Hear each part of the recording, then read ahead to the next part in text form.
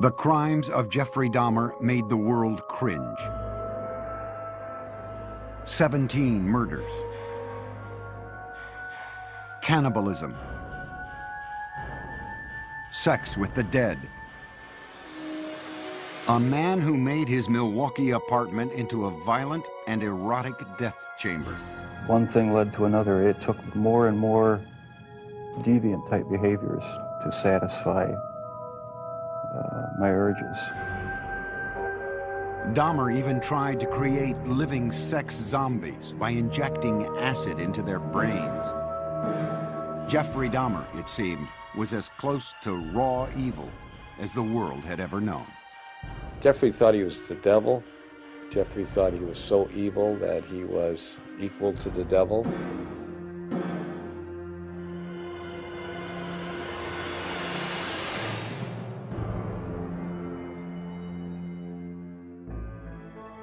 The first child of Joyce and Lionel Dahmer was born in Milwaukee, Wisconsin on May 21st, 1960, just before their first anniversary. His name was Jeffrey. It was a very happy time when Jeff was first born, and for a couple of months it was like everything was brand new and very, very enjoyable and happy, looking forward to the future. While Jeff's father pursued his chemistry degree, Jeff grew into a bright and loving child. He was very exuberant. He liked to wrestle. He liked to run around and ham it up for the camera. And he liked to play with kids. He liked to get together with them. And he was very outgoing. Jeff was also an extremely curious child. He seemed to want to play with things and feel things and get to know their texture, and he seemed to be very much in tune with what's around him. He just wanted to know what was going on. He had a fascination with animals as a youngster.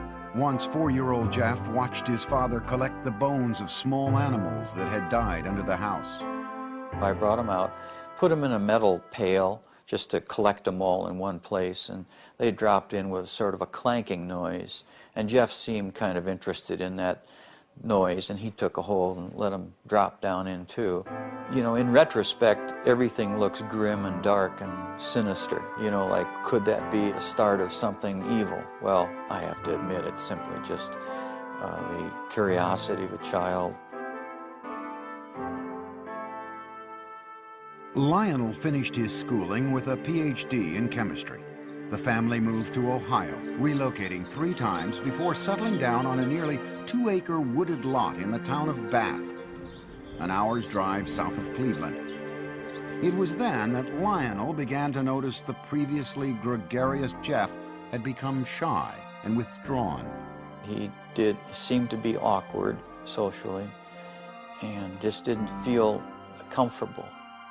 To take his mind off the move, 7-year-old Jeff was given a dog, Frisky, whom he loved dearly. With people that he knew or his new pet, the next-door neighbor boy, he was very relaxed. But there was this shyness and feeling of inferiority that we were concerned about at that time. What the Dahmers thought their son needed was to feel more involved, so they let Jeff choose the name of their second son. Jeff named his brother David. Lionel also encouraged his son to participate in activities that would include contact with other kids. What we were trying to do was to involve Jeff with that activities with the thought that involvement would lead to human involvement, a forced, almost, interaction. And on the weekends, father and son planted gardens and raised sheep for competition in 4-H fairs. To commemorate their gardening days, young Jeff gave his father a handmade card with a poem. There's a picture of me eating an ear of corn on the front, and Jeff says, "The squash and the pumpkins can never compare to the kind of dad who has curly hair." And it says, "This poem is from Jeff, and I love you to death." When Jeff was 10, his mother was hospitalized and treated for anxiety. From there, his parents' marriage began to fail. Jeff's fascination with nature and small animals continued into his teenage years, when he became curious about what they looked like on the inside. For specimens, he collected roadkill. Riding around the country roads in Bath, carrying garbage bags, Jeff searched for carcasses. Jeff brought the roadkill he found into the backyard of the house, and there in the secrecy of the woods, he dissected the animals. I really have become convinced that that was sort of the starting point in this downward spiral of his. And it was associated with his puberty. And when you have hormones kicking into this terrible mixture, what he's doing, he's investigating insides of animals. And his sexuality was developing at the same time. Teenage Jeff was discovering that he felt sexually attracted only to men, but the thoughts of sex with men became interlocked with fantasies of killing another man and dismemberment. The fantasies excited him, but they were unspeakable. I think it was around age 14 or 15.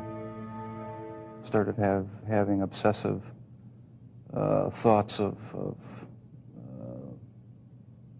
violence intermingled with sex. And it just got worse and worse. I didn't know how to tell anyone about it, so I didn't. I just kept it all inside. The fantasies included lying next to an unconscious man. For the first time, Jeff's fantasies crossed the line from his mind into action. He devised a plan. He would knock out a local jogger with a bat and lie next to him. On the day he opted to wait for his victim, the jogger didn't run by. He never attempted the clubbing a second time. As he entered high school, his sexual fantasies traumatized him. To escape, he began drinking. On the way to classes in the morning, he would fill up a cup with hard liquor at a friend's house. And I remember sitting next to him in a first period, I believe, history class, and he had a styrofoam cup of scotch, I believe it was scotch. I remember saying, "Jeff, what is that?" And he threw his head back and he shook it and he said, "It's my medicine." But clearly he was getting drunk at 8 o'clock in the morning. At home, Jeff was watching his parents' marriage dissolve. When their bickering escalated to open fighting, he retreated to the forested backyard, slapping tree trunks with sticks. I'd leave the house, go out in the woods and sulk, brooding, wondering why they had to have such a rough relationship. He remained aloof with few interests and no close friendships, but he still seemed to have a sense of humor. On the high school tennis team, Jeff spent most of his time goofing around rather than playing a serious game. But more often than not, the jokes were at Jeff's expense. He gained a reputation as the class clown. Acting out in a bizarre or unexpected manner became known at his school as, quote, doing a Dahmer. All of a sudden you'd be walking down the hall and you'd hear someone yelling and hollering and running through the hallway, and it's Jeff Dahmer in the middle of the day, running, flapping his arms, yelling, hurricane drill, everybody hide." At one point, Jeff collected money from classmates in exchange for a show at the mall. And a woman is handing out samples of sunflower seeds, and Jeff is taking one and then another and being very polite like he always was, and then just spits them out all over the place and starts yelling at the top of his lungs, "I'm allergic, I'm allergic, I'm allergic," and runs away. During his junior year, Jeff went along on a school-sponsored trip to Washington, D.C. And Jeff said, "I have an idea, let's go see the vice president." And we sort of all laughed and said, "Yes, sure, the vice president." Jeff went to a payphone. When he returned, he announced that they would be seen in the office of Vice President Walter Mondale in 2 hours. He had explained that we were high school students from Ohio working on our school newspaper, and we were in town for a week, and could we come and talk to someone in the vice president's office? His slick talking worked. Dahmer had gotten his classmates inside the executive office building to meet with Mondale. In the classroom, Jeff was something of a model student. Very polite to adults, dressed very nice, very respectful to teachers. Did his work. He could be an A student if he wanted to. Other times he would fail a class because he had no interest. He could be very polite with very good manners, yes sir, no sir, when he spoke with teachers. He was perfecting his ability to fool authority figures.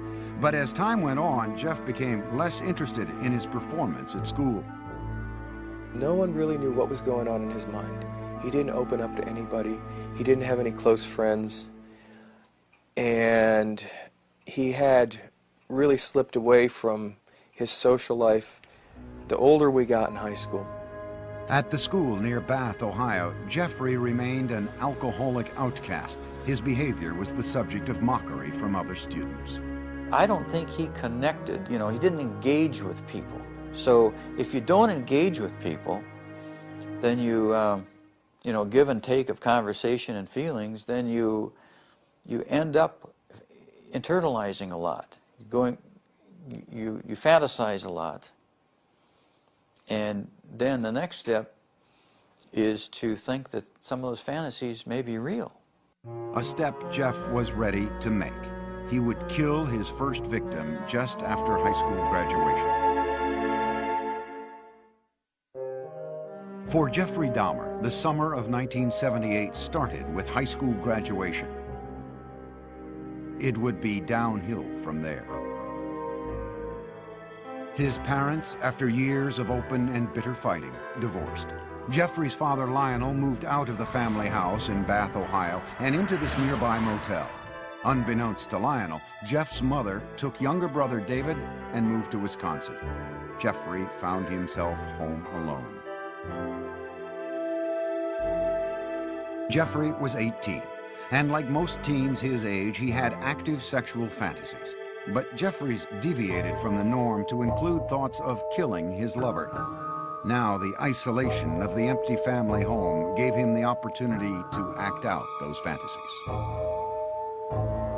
Just weeks after graduation, Jeffrey picked up a hitchhiker along the road. It was 18-year-old Stephen Hicks. I wish I just kept on going, but I didn't. Turned around, picked him up, and that's when the nightmare became a reality. Jeffrey invited Hicks back to the house. They drank beers and spent a couple of hours just hanging out. Then Hicks said he had to go, but Jeffrey didn't want to be alone. He attacked Hicks, knocking him out with a barbell, and then he strangled him. Dahmer had fulfilled his fantasy, but he was lucid enough to know that he had committed a murder. He quickly began to hide the evidence. He dismembered Hicks' body with a knife, a skill he had practiced as a younger teen with roadkill. He put the pieces into trash bags and loaded them into his car in the middle of the night. He was heading for a dump site when he was pulled over by the police for drifting across the center line. The officers asked Jeff what was in the bags and why he was out so late. Jeff was trapped for the first time, but he was ready with a lie.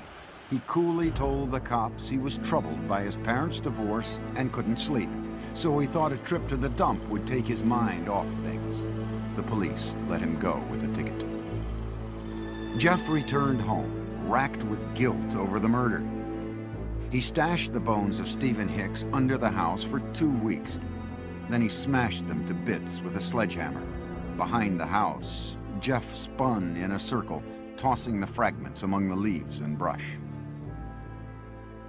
In August, Jeffrey's father stopped by the house. I said, "Where is your mother? Where's Dave?" And he said, "They're gone." I said, "Well, what do you mean? They're gone, they've left." Jeff's father moved back into the house. He encouraged Jeff to find a job. But Jeff wasn't interested. He spent his days drinking, even getting himself arrested for public intoxication. Lionel took his son to Alcoholics Anonymous meetings and psychological counseling sessions. They had little impact. Nothing could erase the violence and terror his first murder had imprinted on his mind. Only the alcohol seemed to provide relief. By the end of the summer, Jeff was still jobless, so Lionel suggested an alternative: college. He enrolled Jeff at Ohio State. But Jeff spent the entire first quarter in a drunken stupor, selling his blood to plasma centers and spending the money on beer. Predictably, Dahmer flunked out and returned home. I said, "Jeff, the doors are closing. I think perhaps that the armed services might be something that you need. Like all the other choices that had been made for him, Jeff passively went along with his enlistment. After his basic training was complete, he left for an army hospital in San Antonio, Texas, where he was given specialized instruction as a field medic. There, Dahmer learned more about human anatomy. For one of the first times in his life, he was excited about what he was doing, responding to instruction and discipline. After 6 months in the Army, his sluggish body had become lean and strong. Normally shy and reclusive, Jeff became outgoing, even smiling. But the mood swing was temporary. The Army sent him for a tour of duty in Germany, and there, once again, Jeff emptied bottle after bottle. His superiors noticed and gave Dahmer an early discharge. He went directly to Miami Beach without contacting his family. He worked in a sandwich shop and lived out of a motel. When his booze bills exceeded the room costs, Jeff took to sleeping on the beach. And he was terrified one night when a rat, big, huge rat, came crawling over him, and he called us. He said, he needs some money. I said, we won't send you money, but we'll send you a ticket. You come home. So I met him at the airport, Cleveland Hopkins Airport, and he had a smile on his face. But as I got closer, it wasn't a smile of happiness, it was a smile of inebriation. Lionel tried for a year to help his alcoholic son, to no avail. Jeff was sent to stay with his father's mother near Milwaukee. There, he seemed to find some stability at last, making a concentrated effort to turn his life around. He stopped drinking, went to church with his grandmother, and he fought what he believed were immoral homosexual urges, which eventually led to his inescapable fantasies about murder. Dahmer even found jobs, first at a blood bank and then working nights as a chocolate mixer in a candy factory. But the lifestyle of church-going and right living, as he called it, didn't last. After 3 quiet years in his grandmother's home, Jeff came face to face with his fears. At the library, a man handed him a note offering sexual favors. Dahmer declined, but he would later say the note was a turning point. It awakened sexual desires deep inside him. Specifically, he wanted the submissive company of another male. He wanted someone to fulfill his sexual needs, but he didn't want to be burdened by anyone else's needs. Jeffrey started with a perfectly submissive partner. He stole a store window mannequin. He kept the plastic man in his closet, bringing it out to masturbate onto until his grandmother found it and insisted he get rid of it.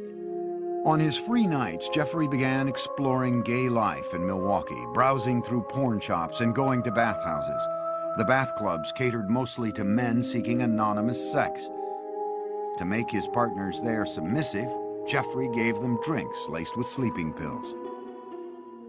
When they fell unconscious, he would lie down next to them, listening to the sounds of their bodies, their heartbeats, their stomachs. But the drugging experiments ended when one man overdosed and spent a week in the hospital. Jeff was asked never to return to the club.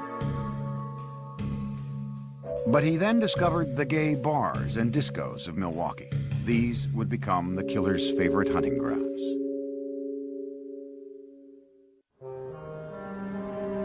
By his late 20s, Jeffrey Dahmer was settled in Milwaukee, living at his grandmother's and prowling the city's gay scene. No one suspected that this reclusive loner with boyish good looks was on his way to becoming a psychopathic serial killer. He did take pleasure in the fact that he was in control of his own little world, that nobody knew what was going on, that he was the master of it. Dahmer could fit in with any group, and you wouldn't say, oh, he must be crazy, or he must be a killer.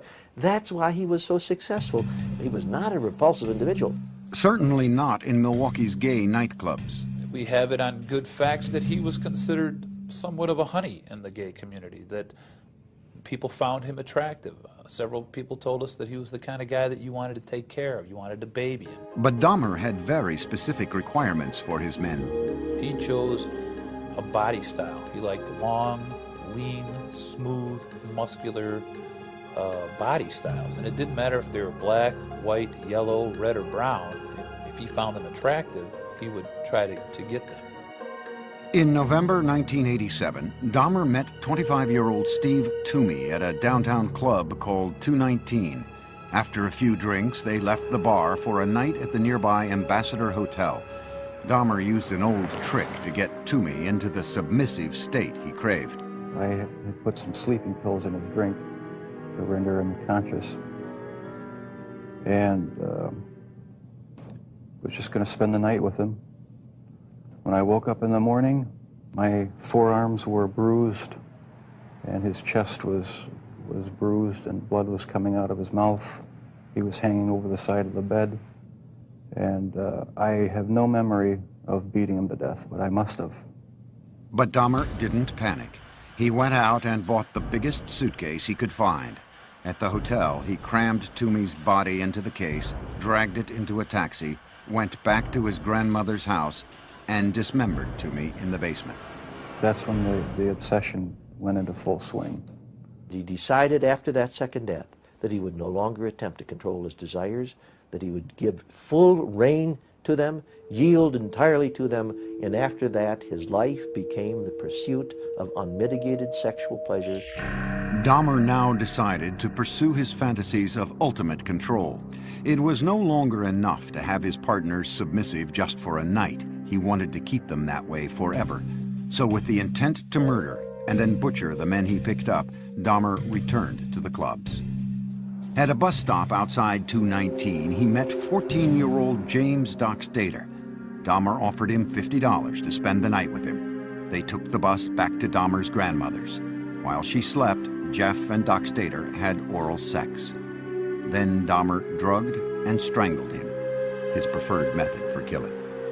He stated in no way did he ever want to hurt anybody. As funny as this sounds, that is the reason why he killed everyone by strangling them, because not only did he get the power and the thrill of committing the murder, but it was also the most humane way. With Dockstader, Dahmer further explored his dark fantasies. He hid the body in the basement for a week and continued to have sex with it. Most serial killers are sexual deviants who are social and psychological sociopaths and sexual-paths who kill people for their own sexual gratification. Dahmer's was different than that. He was a true necrophiliac. He was trying to have sex with an unconscious or dead person. Once James Dockstader began to decay, Dahmer dismembered him in the basement near a floor drain, just as he had with Toomey. Dahmer was now drinking heavily again, especially on the nights he planned to murder. By the time he killed, he would be stone drunk. He drank because his conscience was so strong. This isn't a man that didn't know the difference of right from wrong. 2 months after killing Dockstader, Dahmer picked up 21-year-old Richard Guerrero from a Milwaukee bar, again offering him money to spend the night. In a familiar pattern, Dahmer drugged and strangled him. He spent a few hours with the corpse before dismembering it. He then placed the body parts into trash bags for the city garbage collection the next day. In the summer of 1988, Jeff's grandmother asked him to move out. She had been troubled by Jeff's late hours, the mannequin in his bedroom, and now unidentified foul smells from the basement. He took an apartment on Milwaukee's west side and immediately accelerated his downward spiral when he approached a 13-year-old boy on the street and lured him into the apartment. Inside, Dahmer scared the boy by fondling him, and the youngster ran from the apartment. Dahmer was convicted on second-degree sexual assault charges only. The murders were still his secret. He was sentenced to 1 year in a work release program that required him to spend his nights in a prison dormitory while he continued working at the chocolate factory. In the 10 days before he began his sentence, Dahmer struck again. He met 26-year-old Anthony Sears at the gay club La Cage and killed him. He mummified Sears' head and genitals and kept them inside his locker at the chocolate factory. Towards the end of the work release term, Jeff's father wrote to the judge and urged him to put Jeff in an alcoholic treatment program, writing, "I have tremendous reservations regarding Jeff's chances when he hits the streets." No program was ordered. Jeff was released 2 months early. He moved into another low-income neighborhood in Milwaukee. The rent at the Oxford Apartments was cheap, and the location was close to the gay clubs. On his own again, he was free to feed his relentless sexual urges. Within 3 weeks of his release, Dahmer began a 1-year killing frenzy. He would leave 13 more families, most of them African American, searching for loved ones who had simply disappeared. The police, too, searched in vain. Once Jeff started on his killing spree, all of his financial resources, all of his time, money, effort, desires, emotions, thoughts went into his secret world of killing people and keeping them with him. Many times he talked about trying to fight it, even after he had killed a couple people, saying how he wasn't going to do it again, but within a month he would be back out at the bar stalking. One victim almost got away. Dahmer had drugged 14-year-old Konorak Synthesomphone, the brother of the boy Dahmer had been jailed for molesting the year before. As Konorak slept, Dahmer went out to buy more liquor. But while he was gone, the teen woke up. He staggered out into the street naked. A concerned neighbor called 911. Milwaukee Emergency Operator 71. Okay, hi. I'm on 25th and State, and this is a young man. He is butt naked. He has been beaten up. He is very bruised up. He can't stand. He's study fall out. He is butt naked. He has no clothes on. He was really hurt. Police arrived. By this time, Dahmer had returned from his beer run. As he had with police in Bath, Ohio after his first killing, Dahmer smoothly lied. He told police that Konorak was his gay lover who simply had too much to drink. He brought the cops into his apartment and showed them Polaroids he'd taken of the teen, proof, he said, of their relationship. The police believed the 14-year-old was of legal age and left him behind with Dahmer. They wrote the incident off as a lover's quarrel. Again, Dahmer had been slippery enough to keep his killings a secret. As soon as the cops left, he murdered the boy. Inside Dahmer's apartment, the bodies began to pile up. So he bought a 57-gallon drum and filled it with a powerful acid to dissolve the dismembered limbs and torsos. After weeks in the acid, the remains of Dahmer's would-be lovers became sludge, which he flushed down the toilet or the bathtub drain. For others, Jeffrey boiled the skin off their bones on the stove. A sweet, bitter odor of death began to infest the building, and many tenants traced the smells straight to Dahmer's door. It's awful funny. Whatever Jeff was cooking, Jeff never bought no groceries. So what could he have been cooking that smelled like chitlins? Chitlins have a very peculiar, nasty odor to them, you know. Dahmer was pathologically lonesome, not wanting his sexual partners to leave him even after death. He took keepsake photos while removing their flesh and then preserved certain parts. And one thing led to another. It took more and more deviant type behaviors to satisfy my urges. He devised a plan to build a shrine out of skeletons and skulls, but he was still in search of the perfect partner, one who was completely submissive but alive and not prone to decay. On a few still living victims, Dahmer used a power drill to open small holes in their skulls. Then he injected acid into their brains. According to Dahmer, none of his experimental zombies lived longer than a day. And in perhaps the ultimate effort to keep his victims with him, Dahmer began eating their flesh. It made me feel like they were a permanent part of me. Besides the just mere curiosity of what it would be like, it made them feel that they were a part of me, and it gave me a sexual satisfaction to do that. Throughout this year of ruthless killing, Dahmer still appeared outwardly normal. In this video, taken at his grandmother's house on Thanksgiving, Dahmer talked calmly with his father. Well, you're looking good. Grandma was saying that she thought that you got quite a bit thinner, but you look fit. I don't know. Well, I've been surviving mostly on McDonald's food. It's just so much easier just to pop into a restaurant. But yeah, like I've said before, it gets too expensive, and it does. I have to start eating at home more. It's amazing how he could sit there and appear like he's, you know, clean cut, nice jacket on, and talking very hopefully about his job, intelligent. It's amazing how much a human being can hide from another human being. But careful as he was, Jeffrey Dahmer was about to run out of good lies. In July 1991, the city of Milwaukee discovered a serial killer, 31-year-old Jeffrey Dahmer. One man, Tracy Edwards, had managed to escape from the horrors of Dahmer's apartment and flag down a passing patrol car. When the officers entered the apartment, they found 83 Polaroids of bodies in various stages of dismemberment. There were more shocking discoveries in the kitchen. There were 4 fully enfleshed skulls still there, sitting in a refrigerator. One of the officers said he opened the icebox. He heard a scream. It was only later that he realized that it was he himself who had screamed.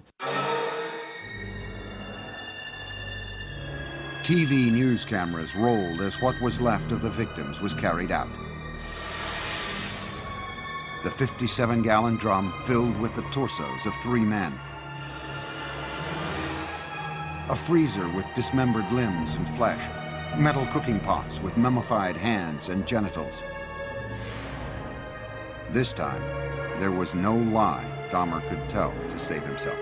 He was walking in a pretty defeated manner. His shoulders were hunched, his head was down, he was sweating profusely. He kind of had a faint, kind of a whining, like a baby crying noise about him. At the police station, detectives began a marathon interview with the suspected killer. Dahmer at first blamed the booze instead of himself, saying he wouldn't have been caught if he hadn't been so drunk. But Dahmer was now clearly scared. The look of terror and almost hysteria that he had on his face in the interrogation room that first night as he was coming down off the alcohol and finally realizing that the gig was up. He was caught. He did cry several times. He went into a rage. Besides asking to kill himself, he stood up and pounced around a couple times. Once Dahmer sobered up, no one could guess at the gruesome details to follow. He made this statement: when I tell you what I'm going to tell you, you're going to be famous.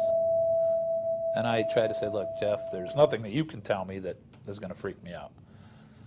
And he laughed at that. He said, you don't know what I've done. Dahmer spent the next 6 weeks with the detectives, recounting the murders of 17 men, a 159-page confession. It seemed cathartic to Dahmer to finally get the deeds of the last 13 years off his chest. With the information from his confession, investigators went back to Dahmer's childhood home in Bath, Ohio. They raked up the shattered bones of Stephen Hicks, Dahmer's first victim. The Milwaukee County coroner started matching skulls with torsos, and the police began the sad task of notifying families. Dahmer pleaded guilty but insane. The issue of his sanity would be the sole question before the jury. You know immediately that it's going to be probably an insanity defense. What can you argue? You can't claim self-defense. You can't say you don't know how those bodies got there. Wisconsin had no death penalty, so if the jury found him sane, he would spend the rest of his life in prison. If they found him insane, he would be imprisoned in a mental facility. Dahmer himself couldn't understand why he enjoyed fantasizing about murder. Jeffrey thought he was the devil. Jeffrey thought he was so evil that he was equal to the devil. And he knew there was something wrong with him, but he didn't know what it was, but he never categorized himself as being insane. The man who entered the Milwaukee County courtroom in January 1992 appeared completely normal until the words of his confession were read in court by Lieutenant Dennis Murphy. He related this was a person he really liked. He indicated that he had filleted his heart and kept it in the freezer, and he also kept his bicep. He indicated that he had eaten the thigh muscle of this subject, but it was so tough he could hardly chew it. He then purchased a meat tenderizer and used it on the bicep.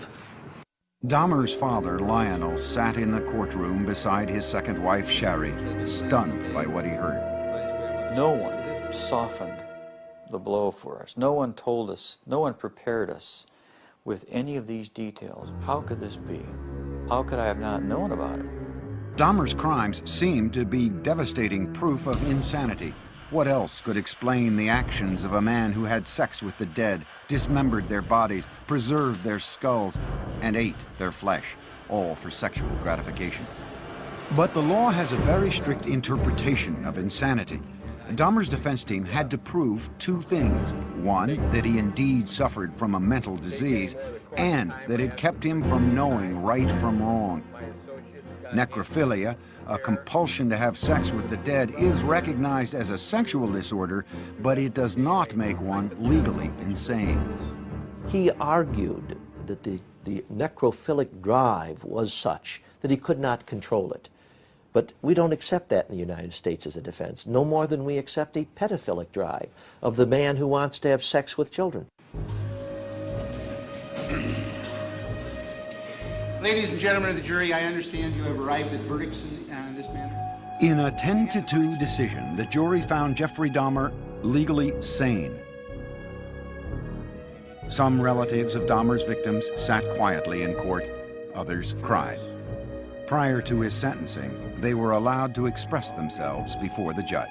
Jeffrey, I hate you! I hate you! Nothing's under control! Don't Jeffrey, I'll kill you! I'll get you, mother! I kill you! What's your name, fast? I kill you! Once order was restored, Dahmer spoke publicly for the first time. I feel so bad for what I did to those poor families, and I understand their rightful hate. I have seen their tears, and if I could give my life right now to bring their loved ones back, I would do it. I am so very sorry. Many questioned the emotional depth of Dahmer's apology, whether a man who killed so routinely had the conscience to feel remorse. The judge sentenced Dahmer to a 937-year prison term, but it would last only a few tormented years.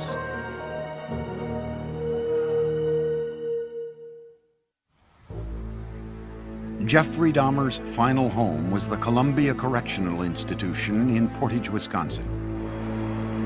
His former residence at the Oxford Apartments in Milwaukee stood as a painful reminder of the lives that ended there.